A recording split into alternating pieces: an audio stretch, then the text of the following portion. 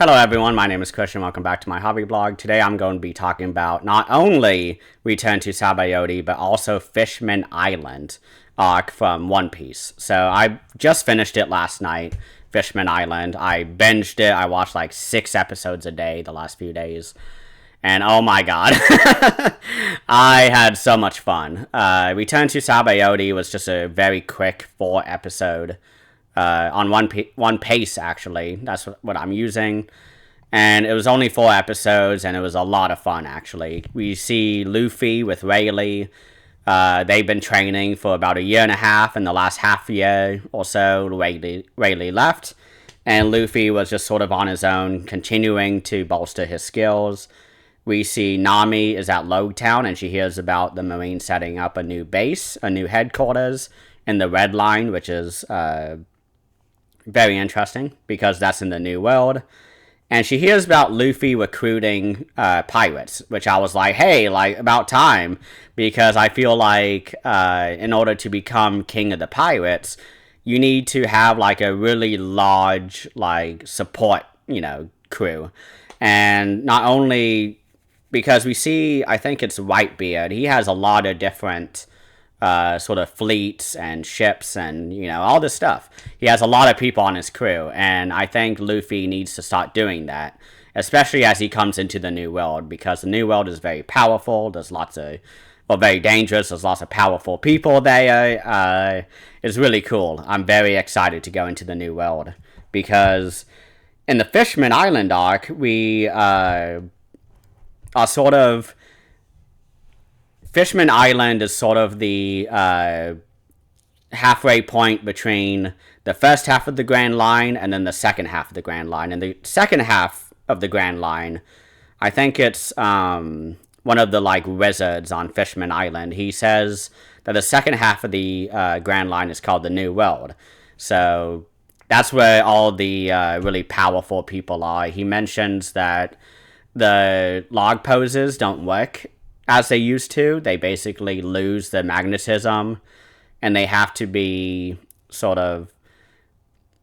You have to sail to the islands in a very specific way, and I don't really pay attention to that sort of thing, honestly, because they're gonna get there. I assume they're going to explain it, and like it's great. I don't know. I just don't care about logistics as much.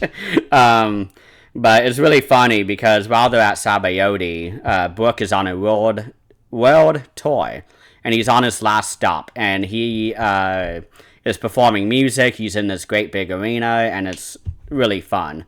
And it's really funny because his nickname is the Soul King, so that's sort of his band name, or his identity as a, solo performer, but he has a ton of musicians on stage. It's a lot of fun. I love Brook. He's one of my favorite in the crew. But it's around this time that Nami finally sees Luffy. And it's not Luffy, it's fake Luffy. And it's basically a copycat version of the Straw Hats. So we have copycats of Nami, Zoro, Sanji, Nico Robin, Luffy. I don't know if I already said him, but you have Usopp, you have, I think they even have Chopper. They're trying to find a copycat for him. And they see the real Chopper, and they're like, hey, we should just grab him. And Chopper's like, no, I'm looking for Luffy. And he doesn't realize that, like, they're not the real Straw Hats, because it's been 2 years. Everyone has grown up a little bit. And so it's really funny watching Chopper sort of being like, is that really you, Luffy? Like, you're acting weird. You look different. Like, you're being weird. And then, like, he connects it eventually. Like, oh, no. Like, this is not them. And fake Luffy mentions a character who I do not like, personally. I think he is just too much. His name is Red-Haired Caribou. And he has a brother by the name of Blood Spatter, Koribu, which the both of them have about 400 million belly bounties. Caribou has 210, Blood Spatter has 190. Caribou has a like mud devil fruit power, which is really cool. I do enjoy that part of his character, but I think his attitude is just is way too much. I'm laughing about it because it's like so ridiculous, like his character, that I can't help but laugh. But while watching the show, I groaned every time he showed up. I was like, oh no. I was like, I don't care about you. You are so like just annoying. I don't know. Like to me, he just seems like such small like chump change, I guess. And like I don't want to spend any time with him because I'd rather be with our other characters who I have a lot of investment in. But this is something that Oda does, I think, in every single arc, is that he sort of gives us a great big cast because there's always something for somebody in One Piece, is what I always say about One Piece and about the series, because there's so much to love about the series, and I think it's because of the characters. There's so many great characters. I'm sure somebody loves Caribou, and I completely understand. I think he is fun, but I think he's too much at times. Usopp uses a really cool green plant shot to get him and Chopper away, and a giant black cloud forms from bubbles, and that messes everybody up quite a bit. That's what Usopp does to all the fake Straw Hats. And then we see Zoro saving the ship Sunny, because one of the pirate crews after Marineford, they're like, hey, like, there's the ship, let's just grab it, go to Fishman Island, let's go. And Zoro is like, you idiots, that's my ship, like, get out of here. But, we have Sentomaru, one of the Marines, and the two pacifistas show up because they are answering the Marine call to deal with the fake Straw Hats, because they think they are the real Straw Hats, and they're like, there they are, get them. Like, they really pissed us off at Marineford. So I love all that. The two Caribou pirates are part of this fake Straw Hat meeting, and Brook is still playing his gig, and he's on the final song when the Marines barge in and demand him to surrender. And at the final sort of few minutes of the Return to Sabaody arc, we have Rayleigh come back, and he's teaching Nami how to sail the ship and how to use the log poses, how to use the new power that they have, because they coat the entire boat in like this sort of like this, I don't want to call it a grease because that makes it sound nasty, but it's like this sort of, I don't know. They have a thing. They have a coating of something on the deck that allows them to go underwater and sail to Fishman Island. And Rayleigh teaches Nami how to do that. Luffy is found by one of the pacifistas and starts fighting with him. And Luffy just knocks him out in one punch. It's pretty awesome. That's a really epic moment. That was really fun. And then Zoro and Sanji show up and join the fight, and we have this really awesome like trio of Luffy and Sanji and Zoro fighting together. It's so fun to see them fight again, because one of my complaints that I had, and it's a very, very tiny complaint, it did not have any bearing on my rating, but I wanted to see our other characters a lot more, and it was really sort of disappointing that we didn't really get any check-ins with any of them. Maybe an episode, with just them, seeing what they were up to. But overall, I loved, Marineford, and I really enjoyed Sabaody as well. Rayleigh and Luffy talk, and Luffy thanks him for training him. Perona shows up, which is a lot of fun. I really want her to be more involved. She has such an awesome aesthetic. Like, I love like just all the hots on her. I love just how cute she is. I don't know, it's like really cute. Like, I just love sort of like the doll sort of idea that she has going on. It's really funny. But Sanji like immediately has a big nosebleed from seeing her, and it's really funny. Boa actually shows up, and she stops the Marines from shooting at the Sunny, because they show up, they found the real Straw Hats, and she's like, oh no, not Luffy, I love him, he cannot be hurt. And so she sells in front of the Sunny, and everyone is like, like, Boa, get out of the way, like, you're one of the warlords, like, get out of the way. And she's like, but don't you want to do what I say? And they all sort of, like, fall in love with her, and the Sunny, goes under the water and heads towards Fishman Island. And it's a lot of fun. I love Boa. I'm really happy that she's still in the story. I'm really curious what she will do in the future, because I have no idea where the story is going. But right in the beginning of Fishman Island, we start right off the bat with a flashback of Gold Roger and Rayleigh meeting for the first time. And it's during this time that... Okay, so it's just them meeting, but after that we see the Sunny being boarded by the Caribou Trends, and Momu, the sea cow from Arlong's crew, shows up. And Caribou is captured. The crew runs into a giant kraken that is centuries of years old. I loved it. I love the kraken. We learn its name later, but the kraken attacks, and Caribou tries to rescue Koribu tries to rescue Caribou.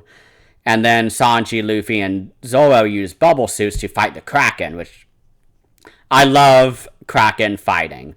So I just put out a review for Mountain in the Sea, and I wanted a lot more kraken and octopus action in that book. And so thankfully Fishman Island is giving me that. But they fight it, and they are able to show off all of the powers that they've learned the last 2 years. And during this fight, they are sucked into like an undertow. And they are sort of spit out near like a underground or underwater volcano.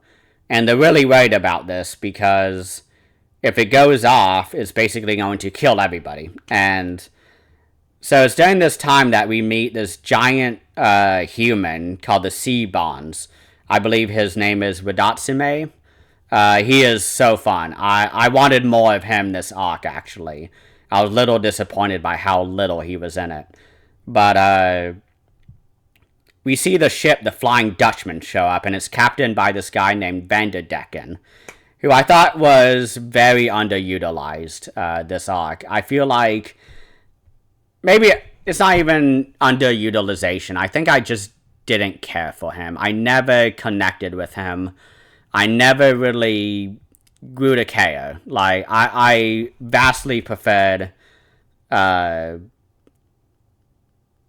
guess, the other villain, which I'm trying to find the name of. But one of the volcanoes do erupts, and it's at this time that the falling rocks hit Tsurume, who is the octopus, or the big giant kraken. And it hits the Tsurume, and it sort of pushes the ship down into the trench. And it's 10 kilometers deep. And I have a lot of notes. I'm going to go a little faster after this, because I want to just sort of lay the foundation. But it's at this moment that they realize that they're actually at Fishman Island. And there are so many mermaids there. And immediately, Sanji is not having a good time, because Chopper has on the boat all these blood bags, because he recognizes that Sanji just has nosebleeds every time he sees a very attractive woman. And they go on the island, and he gets sort of dropped into the coral district, which has a ton of mermaids on it, and he is just everywhere, passes out, and Chopper is worried he's going to die from blood loss. And it is such a ridiculous thing. Like, it is so funny. But it's during this time when Chopper is trying to help Sanji that Luffy mentions that he wants to meet with Jinbei on the island, because Jinbei left all the Fishman Islands, or he left with the Fishman Islands when he quit being the warlord. So during this time, the royal gondola shows up, and we are introduced to Neptune, who is sort of like the king of the sea. And we also meet Neptune's sons. There's 3 of them. They are the princes. It's Fukaboshi, Ryuboshi, and Monboshi. And it's during this time that we get probably my favorite villain between the two, Vanderdecken and this guy named Hody Jones. Hody, I actually think, was pretty interesting. I didn't care at all for Vanderdecken, as I said, but I really enjoyed sort of the back and forth between Hody Jones and everybody else, because he has such a hatred towards the Sharks, I believe. No, he's the captain of the new Fishman Island pirates. So he takes over from Arlong, and he has an intense hatred towards humans, which ends up being the central conflict of the entire arc, is this entire conflict between the Sharks and the Fishmen, and all of them versus the humans. Because the humans, on the surface, they talk about Sabaody Park, and about how the Fishmen go up to the surface and they can see this great amusement park. And one day, some of the fishermen go on the island and they realize that they're being captured and cooked into food like sushi and sashimi, and they're also being put into slavery by the humans. So the Sharks immediately go back to Fishman Island and they're like, fuck the humans, like, we're not going to deal with them, like, we need to do something about this. And the entire, I don't want to go into detail because it's just constant back and forth for 20-something episodes in this arc. This was actually one of my least favorite arcs.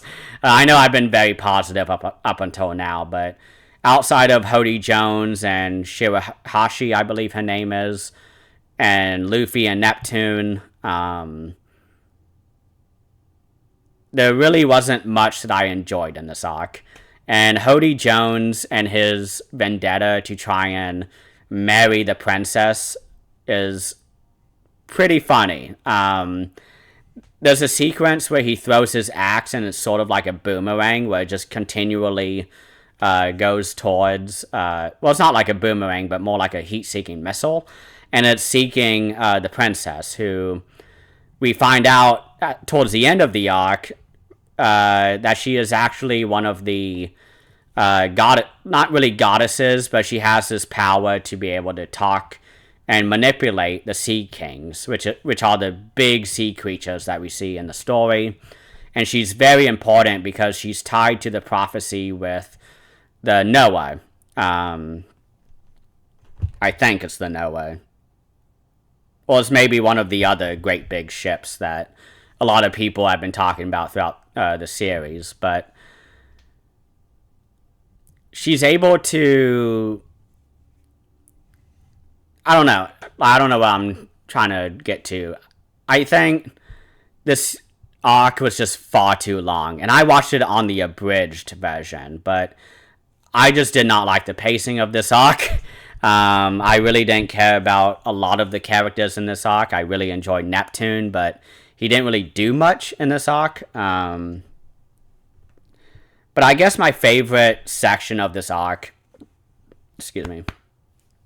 was sort of towards the end, kind of like in the episode 18 to 24 range, when we see all of our characters in the Straw Hats sort of congregate into this giant, like, quarry rock pit. And that's where all of the pirates are, and where all the human slaves are of Hody Jones, because Hody has been spending, I don't know how much time, enslaving as many humans as he could, because he wanted to sort of get back at the humans for cooking his allies and his friends, which I completely understand, but I was really frustrated by just seemingly how, I guess, surface level Hody Jones was. Like, I never felt that, like, deep connection that I do with a lot of the villains throughout the series, like Enel or Blackbeard or Whitebeard. Not Whitebeard, he's not a villain, but I don't know, like Aokiji, for example, like that, like, he is such an interesting villain. But like Hody Jones, just like, I don't know, I just kept getting, like, bored. I just groaned anytime he appeared on screen, and like, he was my favorite of the two. Vanderdecken I didn't care for at all, but it was so fun when we got the moment when the Sunny is flying down into not the Sunny. Well, I guess it's the Sunny, but it flies into this big rock, gravel pit, and Frankie is there, and he's spent the last 2 years at Dr. Vegapunk's laboratories, learning all about inventions and innovations and technologies. And Frankie is like fucking so awesome in this arc because he comes out in like this tank, and Chopper is using like another tank with, I think, Nami, and Frank is on his own because Frankie's an android. And he's able to eventually turn into this giant mech. And like, I haven't talked about it much on the channel, but I was a big Power Rangers fan growing up as a kid. And the thing that I loved the most from Power Rangers was the big mech battles with the giant kaiju monsters. And I love it. I fucking love that shit. So when I see Frankie turn himself into a giant mech and then fight Surumu or Surume, the giant kraken, I was like, oh my god, like, child me is like living his dream. Like, not many shows do this, like, that I've seen at least. And it's like One Piece. Like, I never in a million years would guess that we would get a mech versus kaiju battle in One Piece. And I got it. So, like, that is pushing the rating up quite a bit for me for Fishman Island.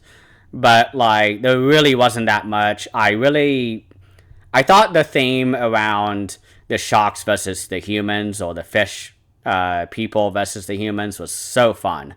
I really enjoyed that, but I felt like the point was just getting hammered into my head so hard. And I didn't really like it that much by the end. I was mostly just cheering at the fighting at the end, and sort of the near misses where the Noah is coming down onto Fishman Island. This was actually the section I really loved. Everything else I didn't really care for, but when the Noah is coming down and is about to ram into Fishman Island, which is like, it's this giant ship, like, it's very fucking big. So the worry is that this ship is going to break the bubble around Fishman Island, basically kill everybody. At least kill all the humans, and it's basically going to destroy the island. And we have this character named Shiali, who I thought was really fun, but she was barely on screen, I felt like. But she has a prophecy at one point where she says that Luffy is going to destroy Fishman Island. And at the end of the arc, she's like, oh, good, he didn't destroy Fishman Island, but I don't think that's it. I think eventually, at some point in the future, Luffy is actually going to destroy Fishman Island, whether it's on purpose or by accident. Because I think Luffy is tied somehow to these sort of great ships, these great weapons. And I think he's going to eventually take control of them as the Pirate King. Or he's going to be able to sort of get his own versions of them. I don't know. I think he is deeply tied to that storyline. And I think that we haven't seen the last of Fishman Island yet, because it is such a important island on, like, just geographically in the world of One Piece. So I'm very interested. I'm very interested to see where that prophecy goes, but it's during this section that Luffy is going down, or not going down, but he's going up with Sanji. Sanji kicks him up out of the bubble, which is a really cool moment. And let me make sure I have the name right. The princess, goodness gracious, Shirahoshi. So Shirahoshi is trying to help Luffy get to the ship. And it's during this time that we see, I think it's Hody Jones. He is trying to catch up to Shirahoshi and kill her, because she's one of the people with... She's the prophesied princess who is able to use the power to control the Sea Kings, and he wants that. And so we get a amazing flashback. This was actually my favorite episode. I don't remember which one. Maybe it was episode 13 or 14. But we get this entire storyline that Hashin shows up. He's from, I think, Sabaody Park. We see him there. We see him in various storylines. But he talks about how, or sort of relays the story about Odahime, the mother of Shirahoshi and the wife of Neptune, because she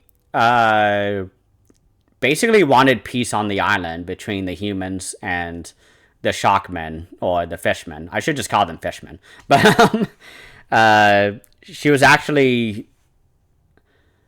basically the one who was keeping the peace on the island.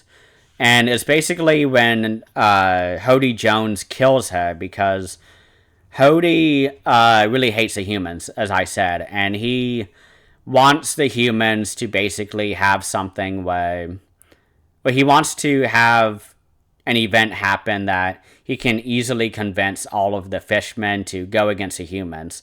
So he secretly kills her, or not secretly, but he snipes her out in this big public gathering when she's talking with the humans. And so he kills her, shoots her in the heart, she dies just instantly. And it's really, really sad, because Odahime was actually one of my favorite characters. We see a lot of flashbacks with her.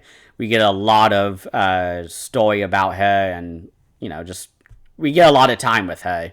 I really enjoyed her character. I enjoyed the story around her and her cause of trying to maintain peace on Fishman Island.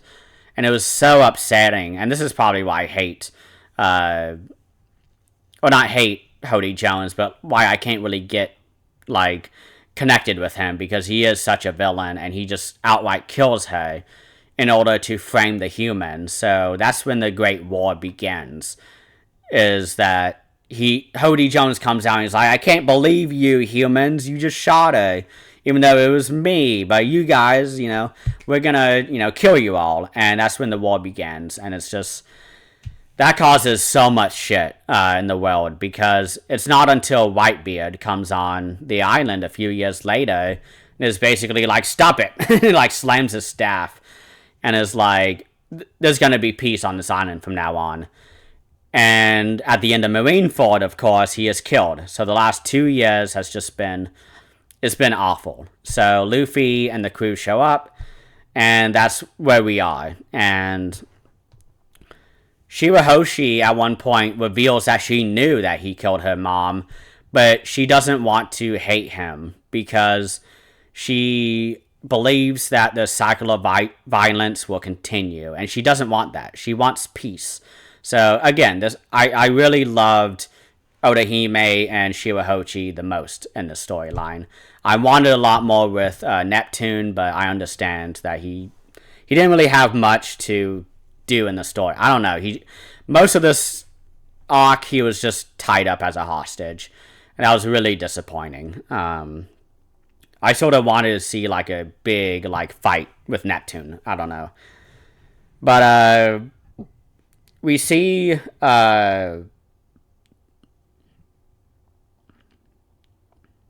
so we see a flashback where Jinbei tells Luffy, because at the beginning of the arc, we get a letter from Jinbei, and it's like, Luffy, don't fight Hody Jones. And Luffy is like, why? Is he powerful? Let's fight him. I really love that moment. Luffy's so funny. But he's like, yeah, I want to fight him now. Why do you want me not to fight him? What's going on with him? And it's later that he says that if he fights Hody, everyone on the island will hate Luffy for it, and think of him as a heartless human, and continue the violence that is happening against humans by the fishmen. So Jinbei asks him to save the island as heroes, and Luffy says, actually, I don't want to be a hero. I just want food. I just want meat. Just tell me what to do and I'll do it. Just give me food in, exchange. And I love that. I fucking love that so much. And so Jinbei is like, I'm going to fake being weak so I can be captured and you can save me. and show all of the fishmen that you're a hero, because you don't save only humans, but you also save fishmen. So that's how plan Luffy. And that's when we get the big 10 people versus 10,000 people. Oh, actually, 100,000. Let me be clear. 100,000 people versus 10. And it's the 10, which is Luffy. Let me see if I can get them all. It's Luffy, Frankie, Chopper, Sanji, Zoro, Nico Robin, Nami. Have I said Frankie yet? I feel like I have. Usopp is there. Jinbei is there once he's rescued. And then we have... Oh my gosh, who's the fourth person? I'm going to feel so bad if it's someone I love. I can't remember the 10th person. I feel so bad. But please comment who it is if you know. But we have this great big fight, and it's awesome. As I said, that was my favorite section of the storyline, was the moment when Jinbei and Luffy make their plan, and then Luffy shows up, and he has this really big fight scene, and he uses haki to, like, knock out 50,000 people just instantly. And I was just, like, my mouth was just gaped. I was like, oh my god. I was like, that is so cool. I was not expecting that for Luffy to just walk in with literally 100,000 marine, or not marines, but I guess pirates surrounding him that Hody had enslaved, and Luffy just flexes, just uses his haki and just knocks out 50,000 people. That was so fucking awesome. I'm sorry. That's just like one of the top moments in the series for me. That is so fucking cool, and I loved it, and I love that this fight is sort of used as a way to show all of the new fight or powers and skills that the Straw Hats have. And again, I love it when the story is focused on the Straw Hats and the relationship with the story. It drives me crazy when we go away from them to focus on these other characters, and it's like, oh my gosh, I get so impatient. And I'm trying not to be, because I am binging this series. Like, this is going to be torture having to read it weekly after doing what I've been doing. I'll probably just rewatch from the beginning. I don't know, but like, I really enjoy when our characters have like a direct hand in the storyline, and watching Luffy doing everything he does from the halfway point of this arc and on, like, is like pristine. I love it. But the villains I didn't care for. I didn't really care about sort of the slower section of the story. I felt like the themes were really getting just slammed into my head. I like the themes, but I think it's because Skypiea did it in like half of the episodes, and it was like a very similar storyline in terms of the fishmen, not fish. Yeah, it was like fishmen versus humans, and then we had like the Bell Worshipper clan versus sort of the Marines. I can't remember exactly what went on Skypiea. It's only been like a month or two since I watched it, but I've watched like 15 arcs since then, so it's very hard to have all this information in my head. But anyways, it is so funny. At one point, Hody Jones says that he wants to take over Mary Joa because he wants to show Mary Joa that humans are weak and that the sharks are better. And I was like, oh, Hody. Like, you stupid person. Like, you will never set foot on Mary Joa. You will never, like, your powers are, like, minuscule compared to the Marines at Mary Joa. And not even to mention, like, what I don't even know. Like, because I have a strong theory that there's a force of characters that are so much more powerful that, like, they don't even concern themselves with what's going on with the Marines and the pirates. And it's just this, like, outer story that's like covering everything. Like, I don't know. Like, I feel like that's what's gonna happen. Like, as I catch up to the story, because one of my friends had mentioned that we're at like the 75-80% point of the storyline, or that's what he thinks. And so I feel like as we go into the final like half, because I am I guess at 60%, I'm only a few arcs away from catching up. I think I'm 6 arcs away because I have Punk Hazard after this, then Dressrosa, Zoe, Whole Cake Island, which let's revisit that. Whole Cake Island, and then we have, I think, Wano, Egghead, and that's it. So 6 arcs I have. That's really exciting. I'm really curious what happens, but I have zero expectations that Hody will ever even set foot on Mary Joa. So I think that's so funny. But it was really fun because I mentioned Cake Island. And that is really important because in the final episode or two, our crew is celebrating the peace that has been won for Fishman Island. And we get this moment when, let me get to the note so I make sure everything's good. But we get this entire, so Neptune and Jinbei meet up, and they're talking about the Sun Pirates joining Big Mama. Or Big Mom, who is one of the Yonko. I'm trying not to use the word emperors because I've heard that people prefer the Japanese translations because it just sounds cooler, and I do agree that Yonko sounds so cool, so I'm going to try to use that word from now on. But they're talking about how they have joined Big Mom, who is one of the Yonko, and Jinbei is thinking about leaving Big Mama and joining Luffy instead because he is he has a few things he wants to take care of, is what Jinbei says.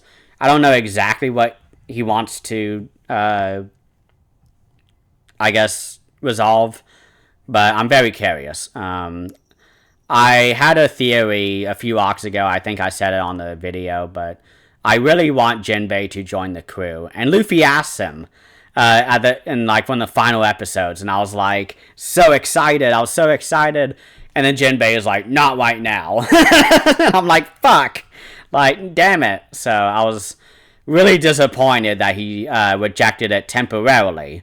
But Jinbei did tell Luffy like, hey, once I get everything figured out, like I'm gonna come back to you, and would you please ask me again? And Luffy was like, gotcha.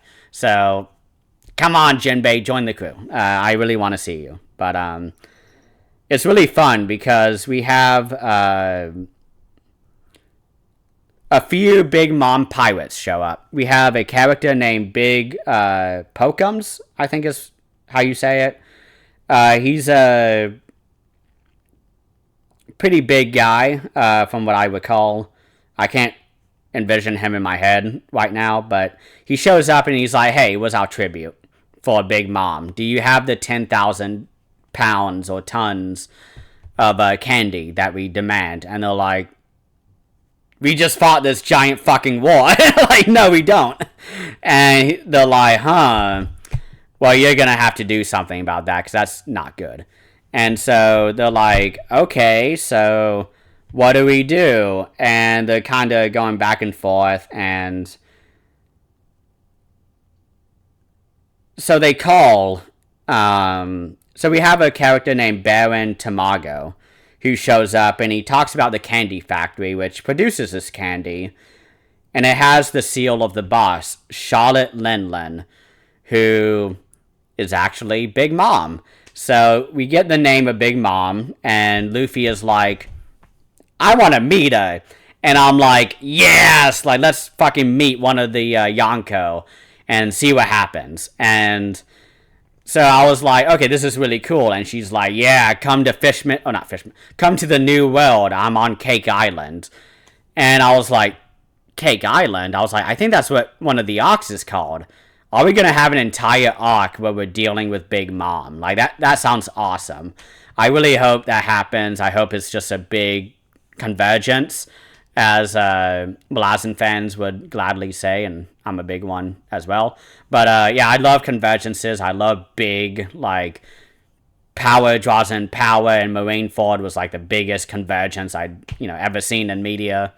It was so much fun. But I really am so excited to continue, because the new world, ever since I've heard of it back in like Baratie, I think, when Shanks and Mihawk were talking about it, they were like, yeah, Luffy, don't even go there yet. Like, you are completely underleveled for this.